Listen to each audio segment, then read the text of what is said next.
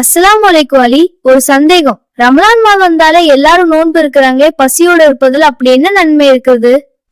வலைக்கும் சலாம் உமர். வெறும் பசியோடு இருப்பது மட்டும் இல்ல உமர், நம்முடைய மனக்கட்டுப்பாட்டை சோதிக்கும் ஒரு பயிற்சி. நம் முன்னால் உணவும் தண்ணீரும் இருந்தும் இறைவனுக்காக அதை நாம் தொடாம இருப்பது நமக்குள் ஒரு பெரிய ஒழுக்கத்தை கொண்டு வரும். புரிகிறது அலி. ஆனால் நாள் முழுவதும் தண்ணீர் கூட குடிக்காம இருப்பது கஷ்டமாக இருக்காதா? பசியோடு இருக்கும்போதுதான் ஒருவேளை உணவுக்கு கூட வழியில்லாத ஏழைகளின் கஷ்டம் நமக்கு உண்மையாகவே புரியும். அந்த உணர்வு வரும்போதுதான் மற்றவர்களுக்கு உதவ வேண்டும் என்ற எண்ணம் நமக்குள்ளே அதிகமாகும். ஓ, அப்படியானா இது மற்றவர்களின் வழியை உணர வைக்க ஒரு பாடமா?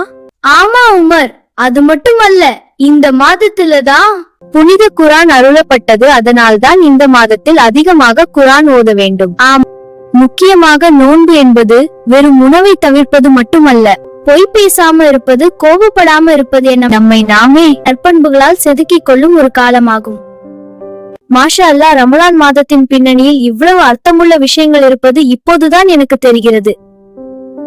ஆமாம் உமர், இது நம் உடலையும் உள்ளத்தையும் தூய்மைப்படுத்தும் ஒரு சிறந்த வாய்ப்பு. இன்ஷா அல்லாஹ் இந்த ரமலான நாம நல்ல முறையில் பயன்படுத்தணும். வீடியோ பிடித்திருந்தால் லைக் பண்ணுங்க, ஷேர் பண்ணுங்க. மேலும் இது போன்ற வீடியோக்களுக்கு சப்ஸ்கிரைப் பண்ணுங்க. அஸ்ஸலாமு அலைக்கும்.